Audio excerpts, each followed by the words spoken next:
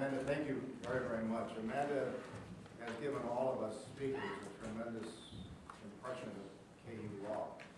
I was picked up yesterday at the airport by Andrea here. Andrea Horvath. It was a wonderful PR agent for KU law. We had dinner last night, and Dee Mazza was there, and a number of the faculty were there. And we really have a wonderful impression of this law school and the students, and are delighted to be able to be here and engage with you about this really tough subject that Dr. Dean has made us a little bit aware of some of the difficulties, some of the obstacles. When Andrea was driving me from the airport, it was snowing, and then it sleeted, and then it hailed, and then it rained, and then the sun sort of came out. And it was a cytostrom and a little blue stem, and all the buffalo grasses there backlit by the setting sun, and I felt really at home, because I imagine continuing to go on Interstate 70 to the Colorado border and just stopping short and turning north and driving 40 miles and being back where I grew up in Imperial, Nebraska. The Frenchman River comes through that area, connecting Colorado with Kansas through Nebraska. And so I'm very familiar with this drying out issue that rural communities have in the Great Plains. My focus this morning is going to be on the Great Plains states, including Kansas. I had to dry out personally. When I was 14 years old, a bunch of us we pretend like we were almost like migrant workers. We'd go down to the corner about 7 o'clock on a Friday night, and these older guys would come by in their pickups. We'd jump in the back of the pickups and go across the state line into Colorado to Uncle Carl's Tavern and drink that 3-2 course beer and have some great bologna sandwiches and play pool. And I would finally drag myself home about 1 o'clock in the morning, and my dad would wake me up and say, "Okay, I don't care what you do at night, but you got to dry yourself out. You got to go to work now. It's time to go." I worked on a ranch, and he didn't care what I did as long as I dried myself out. So I learned over time, I disciplined myself over time to drink a little bit less of that water-like substance, a little bit more discipline, and to not have to work so hard drying out when I went to work the next day. And as I grew up over the Ogallala Aquifer. I grew up when the center pivot irrigation system started to be built in the 60s. And I watched us, sort of like the teenager that I was, irresponsibly using that water, putting 24 inches of water on our crops to grow 180 bushel corn. And then I saw that same effect happen to the farmers and to the ranchers who got some discipline about what you were talking about that obligation we have to that triple bottom line in the future. And our farmers put together a natural resource district, and they started to regulate, reducing by half the amount of water that they could use in our community. And they began to put water meters on and do drip irrigation and all those kinds of things that would save more water, so we wouldn't dry out quite so fast. And my community is successful, I think, growing small Southwest Nebraska community, Imperial, Nebraska, and Chase County. They've diversified the economy. They're shipping some wooden manufactured projects out of wood. They're shipping them out. They've got a lot of farm-related activities there, and they're growing somewhat because they've had this discipline to be able to figure out how to deal with the environment that they're very much consumed by. I left Nebraska and that part of the country after joining the University of Nebraska for my undergraduate, and started moving east to Michigan for law school, and then got myself involved in New York. Whenever I act weird, my wife explains that I was raised in Nebraska and haven't recovered from it, of which I'm very proud. But I haven't had a lot to do with the Great Plains firsthand until last year. The Land Use Law Center that we set up 20 years ago at Pace Law School got involved with Western Resource Advocates, a group out in Colorado, and was very concerned with the drying out of the Front Range of the Rocky Mountains. I don't know how many of you are familiar with that, but we got called out there to figure out how to get water planning and land use planning put together so that they put supply and demand considerations together. We're looking at the state water law system and the state land use system and this fragmentation of local governments that Dr. Green, you mentioned, and how we could try to figure out some way of dealing with the fact that There are 3.6 million people that live on the Front Range of the Rocky Mountains today, and they're projecting that it's going to go to 7.2 million people within 20 years. And they don't have any additional water supplies. And if you look at the data, you understand that each individual new resident of a place like the Front Range of the Rockies consumes somewhere around 100 gallons of water a day, somewhere between 80 and 200, depending upon the type of development that they live in. So how people live, the kinds of communities we build for them, the kind of landscapes we create, which is what the land use system does, bears directly on how much per capita water use each new individual is going to have. They were not putting that together with the water supply calculations that they were doing. So the water demand mechanism is the land use controls that these local governments have, and the water supply mechanism is a group of water suppliers who are working under Colorado law doing water plans for their areas, and those Colorado legal requirements say nothing about looking at land use to figure out what the demand should be. So we were asked how we would approach this, and we said, well, let's get together with local officials. Let's start at the local level. And we picked Thornton and Parker and Arvada and Aurora and Castle Rock as the communities that we would work in. We got the economic development officials, we got the planning officials, we got some elected officials, we got some environmental advocates and some developers together and ran a 4-day training program over the course of a couple of months. And in that began to develop strategies. And we are a research institution that, like Dr. Green, he works in a land grant college is providing extensionists with information that they can take to the local level. We do the same thing. When we get involved in an issue like that, we'll figure out every way you could possibly coordinate water and land use planning so that you do a responsible job of using the resource. And then we'll sit with local officials and say, here's the checklist. Here are all the different things that you can do to cut down on per capita water use and to save the resource.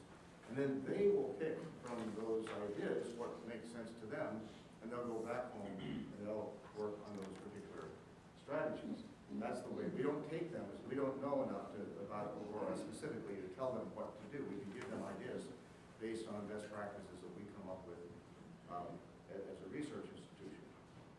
So you'll notice that what we were doing there is working from the grassroots level up. And one of the things that happened is that the community said, in terms of Dr. Green, of your point about regionalism, you defined it very loosely. These 5 communities decided that their big mistake was in the landscape requirements that they imposed on new development in Colorado. They had no post-occupancy inspection requirements. So a lot of the xeriscaping and other great things that they were requiring went away after a year or two. So how do we deal with that? We need a post-occupancy. So we did a huge research project on post-occupancy inspection, found a lot of examples, gave them that, and at the last day of our training program, they decided to work together on a post-occupancy inspection program where they would come up with the standards, they would put the standards in all 5 local land use legal regimes, they would work together with inspectors and monitors across all 5 communities to save those cost efficiencies.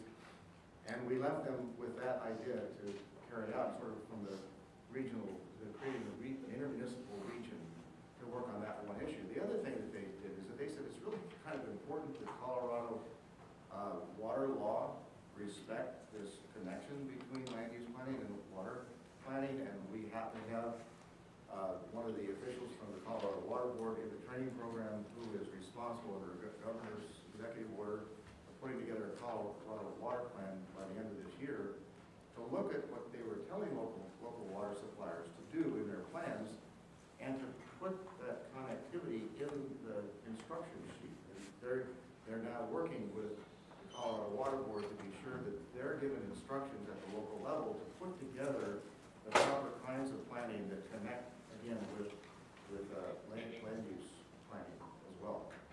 So our focus is on the local level. And I'd like to explain a little bit more about why we are so intently focused on the local level by talking about land use in the Buffalo Commons. How many of you have heard of the Buffalo Commons? Put your hands up higher so I can see. Okay, that's about a third of the group.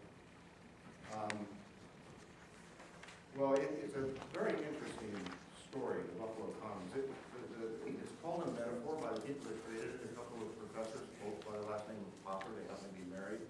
One of them works at Rutgers. They're both from Eastern colleges. They get no sympathy when they come out here and talk about it. They wrote for the planning magazine of the APA, American Planning Association, in 1987 about the Buffalo Commons. And what they basically said was, look, we've got this jurisdiction. And you remember Dr. Green's maps. Just look at that, what they call the Great Plains, right? That whole area that's depopulated, that whole area that's still farming dependent. That area involves 10 states from Texas to the Canadian line, 16% of the land area of this country and 2% of the population, and that 2% is crop. And basically what they said was that the amount of money that taxpayers are spending to subsidize high-intensity farming in that area is a huge waste of money. It's not sustainable, and it's creating an economy that is drying out, that is aging out, and that is depopulating, and it is creating ghost towns. This, what a ghost town is now, the Poppers explained back in 1987, is a place where farmers came back, soldiers came back after World War II, took over their family farms, they locked one another up until they became highly efficient, employment dropped, the number of employees dropped, economic activity began, although productivity went up, economic activity went down, banks were shuttered, retail places were shuttered, services were shuttered. These towns lost a lot of the population, became older. Even the middle-aged people there tended to need residential assistance, and they needed some food stamps, and a dependent population began to develop. This is what the Poppers were documenting was happening back in 1987. My little area in Nebraska, my one town was sort of an exception. The rest of the sandhills, that was exactly the phenomenon that was going on. And I saw that when I went home. But he wasn't popular in Nebraska. The whole idea of the Buffalo Commons, which he described as a metaphor to make conversation happen about what we should do about the Great Plains communities, many people thought was a mistake. And so I had a good friend who decided to run for lieutenant governor in 1990, and he challenged Popper to come out and debate him, and Frank Popper came to debate him. And they had this huge debate, and Frank Popper went through the data, very calmly explained what's happening, basically said we should have a national grasslands park out here, that the money that's being spent to subsidize big agriculture should basically go to some kind of land trust which would require a fair price of land from farmers that had no better use for it. And we should return this area to it's an asset. It's an environmental asset. I didn't put it in those terms nor did the Popper, but to use Dr. Green's terms, this is an asset-based planning process which returns this area to the beautiful grasses that existed prior to those grasses that I saw the remnants of as I was brought here yesterday. The whole area used to be populated with those grasses that had 30-foot deep roots and were 8-10 feet above the ground and had a huge vegetative mass and were very beautiful. And that's where the whole idea of the prairie schooner came from, with the wagon trains coming across that waving fields of grass. That's what he talked about. My friend said, no, this is a mistake. This is not the way Nebraskans think. We're optimists. We're innovators. And he told me, my friend who ran for lieutenant governor had this joke he told about the speeding mayor. And he made this up, of course, but it was a great joke. He said this mayor was speeding through this small town in Nebraska, going to his town where he was late for a city council meeting. And he got stopped for speeding, and this young cop came up to the window and said, sorry, but you were speeding. I need to see your driver's license. And the mayor said, well, I don't have a driver's license. It was taken away because I was driving under the influence. So the young cop said, well, show me the registration. He said, I don't have the registration. I stole this car. And by the way, the owner is in a gunny sack in the trunk. And the young cop said, oh, this. So he calls the chief of police, and 2-3 cars come. Chief of police walks up to the mayor's car window and says, my young officer tells me that you don't have a driver's license. And he reaches in his pocket and pulls out his driver's license. Gives it to him. And the chief of police says, well, wait a second. My young cop said that you don't have a registration for this car. So he reaches the glove compartment, gives the chief of police's registration. Then the chief of police says, one more thing. My young officer told me you have some evidence of criminality in the trunk.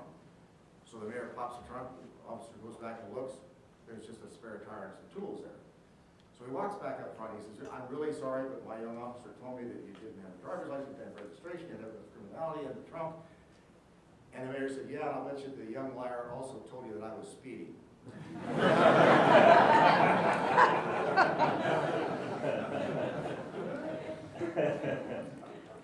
So, my friend, use that to say we're cleverer than you think we are. We're more innovative than you think. We're used to getting ourselves out of difficult situations. That story tells that very well. And so, what we experienced in Colorado, in the Front Range of the Rocky Mountains, in those 5 communities that I mentioned, was communities going back to become innovative. Communities going back with a checklist of solutions, deliberating among themselves and figuring out what to do, being clever, like the mayor. But remember, we're focusing on local governments, and I want to take a minute to explain why. And I don't think what Dr. Green said is at all at odds with what I'm going to say. He said we have fragmented local governments, right?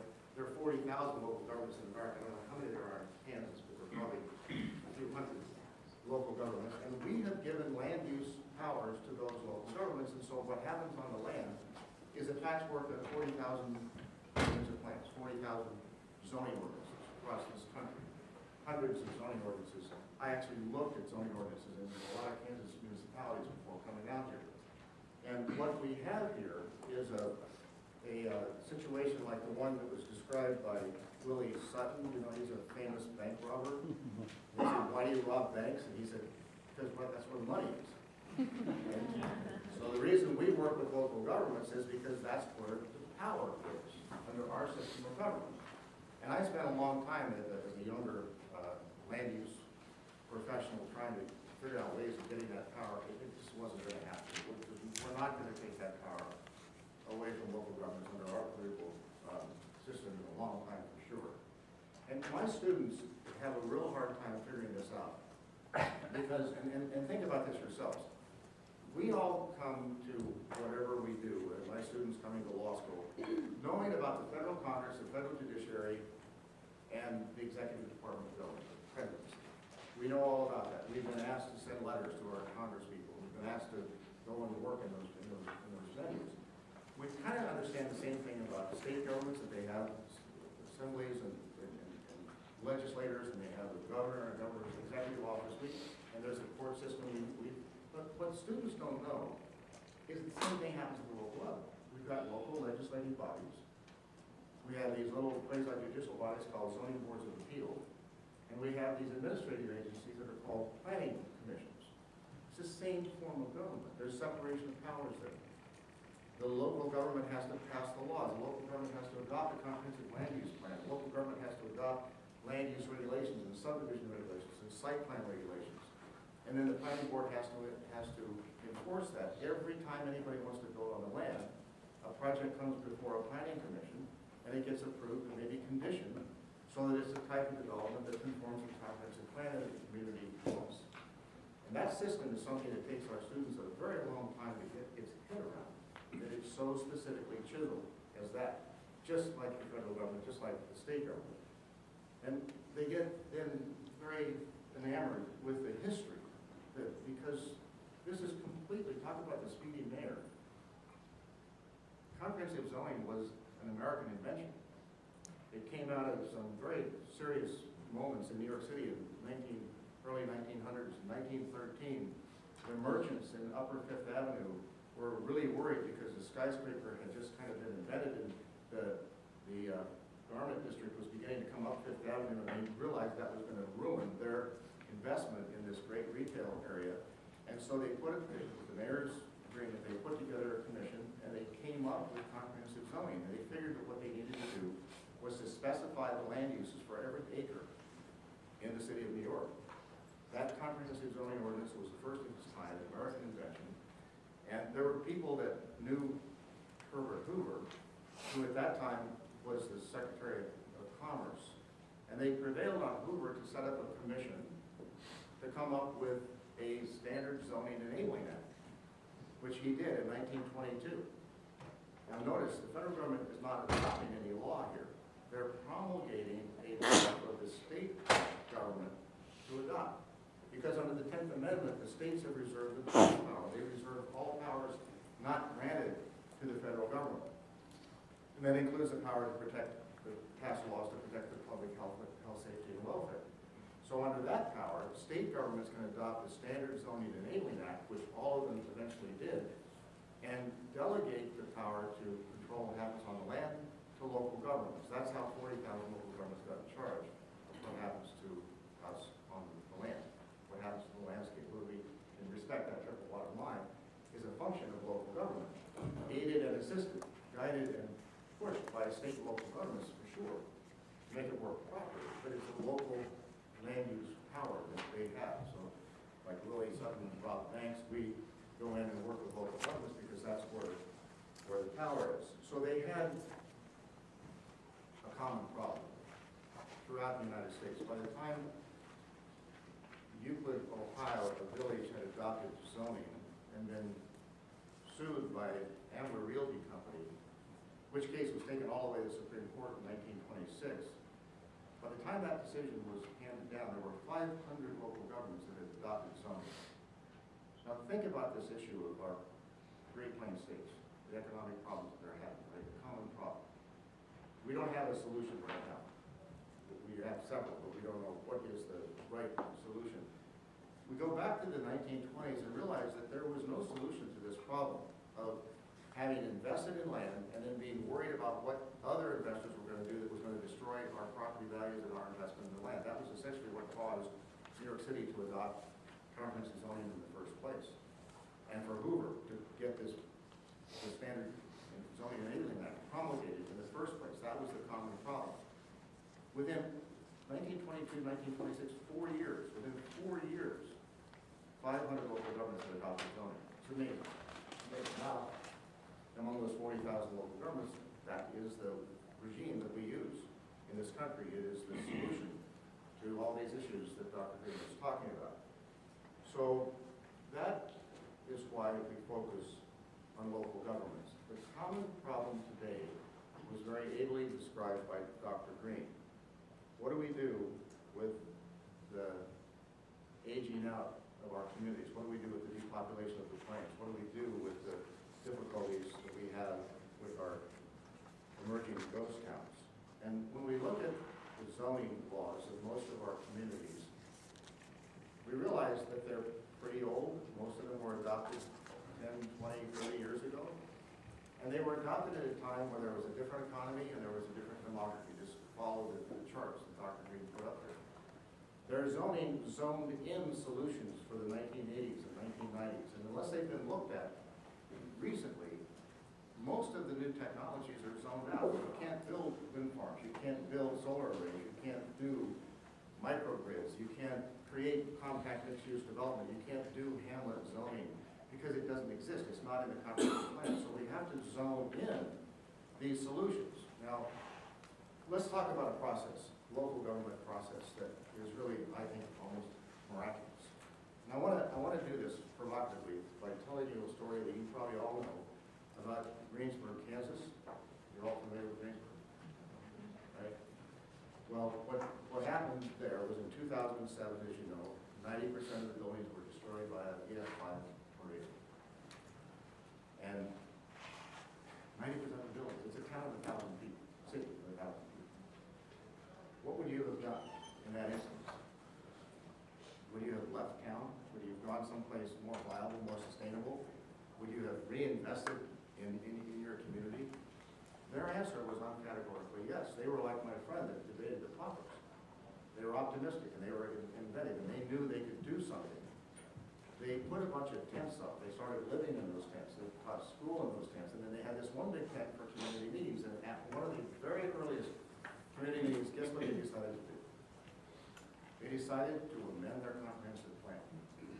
Their buildings had just been destroyed, and they decided to sit down and talk with one another about their comprehensive plan.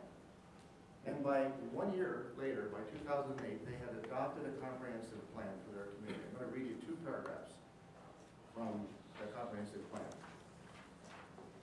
On page 2, you can Google this, page 2 of the Greensburg Comprehensive Plan adopted 2008. It says, out of crisis emerges opportunity, and as a community, Greensburg citizens believe they have the chance to build a stronger, thriving town. Over the last 4 decades, this small rural farm town has been declining in population with a struggling economic base. In the wake of the disaster, it became apparent that big changes would have to occur to sustain the town for future generations. The community set forth to rebuild a prosperous future through sustainable community design. The immense challenges facing Greensburg reconstruction and the desire to embrace common sense green solutions make it an ideal candidate to become a model sustainable rural community. Greensburg has the opportunity to repair the destruction with a balanced approach based on Kansas values and a promising new way of life. Page 10. The root of sustainability is based in common Kansas values. Kansas thinks in terms of generations, and harbors a sincere belief that decisions should build strong communities for our children. We still believe in the power of community, despite the tornado. So they didn't leave. And in our rural areas, neighbors still gather at the coffee table to talk over the issues of the day. Kansas character is rooted in the agricultural industry prominent in the region. We understand the natural systems that power a sustainable economy and know what it means to live off of and with the land. And then they went on in this comprehensive plan to talk about very specific, this is a vision, that's what a comprehensive plan does. It brings people together under a tent or in a town hall, and brings them to some kind of consensus about a vision. Then the comprehensive plan becomes specific. Okay, what are our objectives over what period of time? How do we accomplish this? What are our strategies? What are the implementation techniques that we're going to use? And if you look at the plan, it's full of those things. They talk about green, sustainable design. There's a lot in there. They got a lot of information from people like Dr. Green who were available to help them come up with good ideas.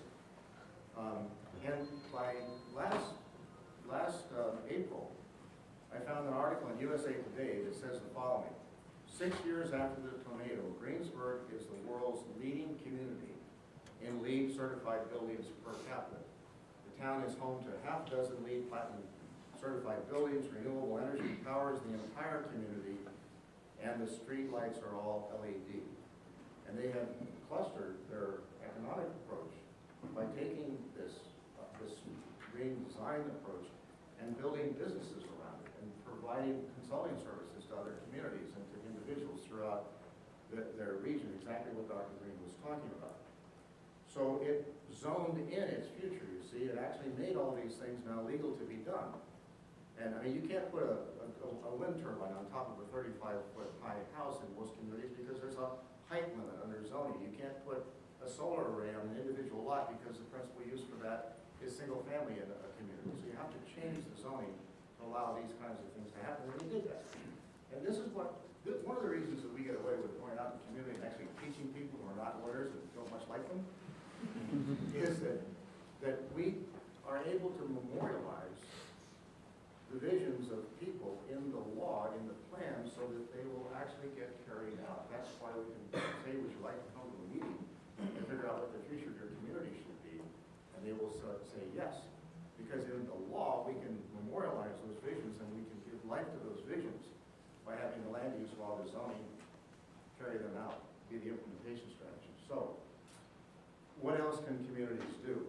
And I would refer you to give Dr. Green on a lot of this matter, but I'm aware of a northern Nebraska town that uses its buffalo grass to support a world-class links golf course. It's building its economy around that. To the extent that the Buffalo Commons becomes a reality in the Great Plains, a rural community could build some kind of an economy around what they call wild recreation, wild type of recreation.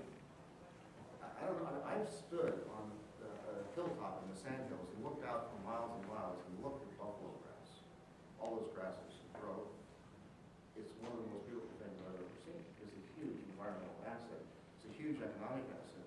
And it could be an economic asset not only for tourism, but also for biomass and some other things that we need in our economy today. So to the extent that the Buffalo Commons becomes a future, it could be an economic future as well as a strong environmental future. Large-scale wind farms and solar arrays can be zoned in to take advantage of the winds that blow across the Great Plains and the sun that shines there. And communities can, and this is one that I like the most. A lot of older people live in single-family houses and they don't want them anymore, and they're aging out. We've got 40 million Americans who are 65 and over who live in single-family houses. Most of them are aging out of their houses. They're going to put those houses on the market. There's very little market for single-family homes. That younger generation, you could probably with students if you talk about, many of them do not want to live in a single-family house. They can't afford it. It's not something, a product that they're looking for. We're going to have 80 million of those seniors in our country within another 20, 30 years, and all these single-family houses are going to come on the market. We have to rezone the single-family houses to make them so they have an echo cottage in the back. They can become two-family houses. They can become three-family houses. They can have a home office in them. All those things are now zoned out. We can zone them in.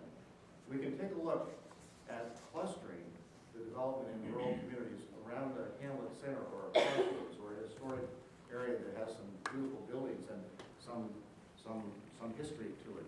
And we can save the private sector. You can use overlay zoning, you can use bonus density zoning, you can use planned unit development zoning, we can give you special use permits. What you need to do is come to us and tell us what you want to build. And maybe out of that will come some bed and breakfast for people that want to visit the Buffalo Grass. And maybe out of that will come some eco apartments and some senior citizen apartments. And maybe we can build enough light in the downtown and a small hotel and a number of places where we'll have an alternative to moving to cities, which is what is the only choice that's available for many, many people today. So that we can do this. We have one community in New York that's decided, like Greensburg, Kansas, to move itself out of the floodplain up the hill.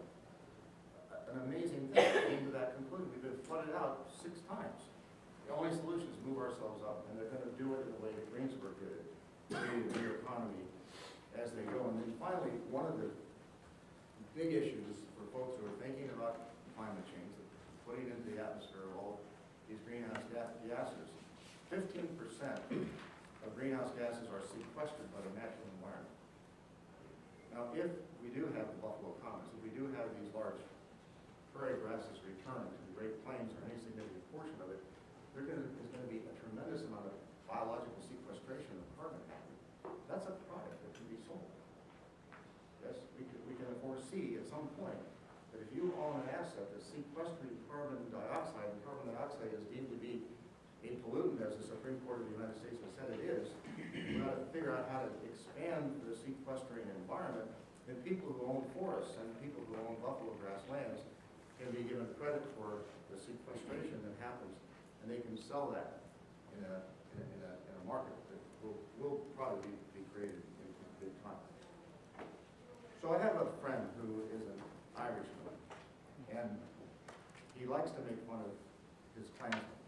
So I'm going to tell a quick Irish joke. I happen to be Irish, so I can get away with this. He says there was an Irishman and a Frenchman and an Englishman talking about what was the best invention of the 20th century, the most amazing invention. And the Frenchman said, well, it was the jet engine, because as the world became smaller, we could travel around, our economy was boosted, and we could get cultural knowledge about all of our parts of the planet. And the Englishman said, no, it was the internet, for sure, because we can sit at home now, we get all this data, and we can be in touch, and it's changed us completely, the internet.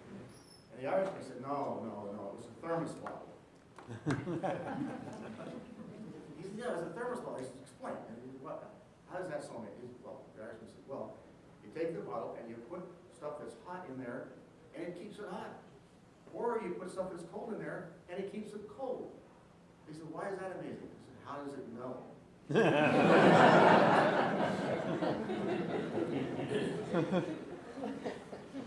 So that's an important transition to my last point.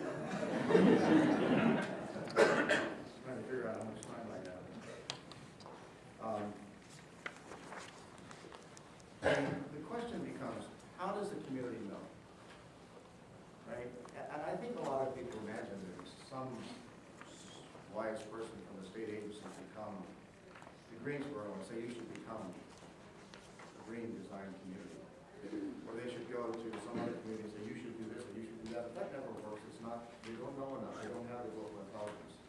They they don't have that tent under which people can sit and talk about what they particularly want to do, what their assets are, what they're motivated by. You cannot do it that way. You can't at the federal level come up with this scheme and tell them what to do. You can give them money, Dr. Gray, you're right, to get together at the 7-county level around Madison and deliberate and say, if you guys deliberate among yourselves, then we have funding available to do what you'd like to do. That's a terrifically intelligent way of creating regionalism. But the way communities learn to do the things that they need to do is in this process that Greensburg, Kansas went through.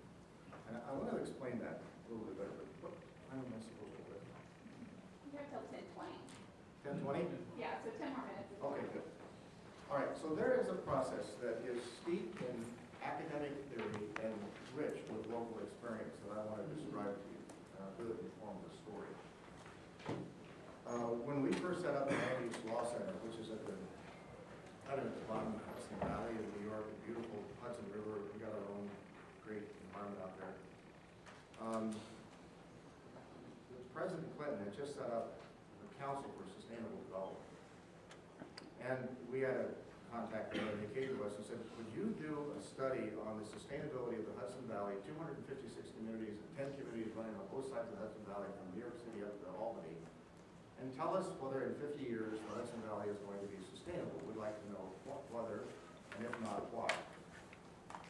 And so we did that. We spent a lot of time at it. It was the kind of way we cut our teeth on the land use issues of our region. And we came up with the conclusion that if we continue to parcelize land, subdivide land under local zoning, the way we were and at the speed we were, we'd go from having 70% open space to having sprawled all over the region and having 30% open space left, and having created communities that were not economical and that were not environmentally sound. And they said, okay, fine. What should we do about that? We said, we don't know. So they gave us some time to figure it out. And we went through a fluke to get connected with Dr. Murray Gell-Mann, who the New York Times calls the man who knows everything. He won the Nobel Prize in 1964 for physics.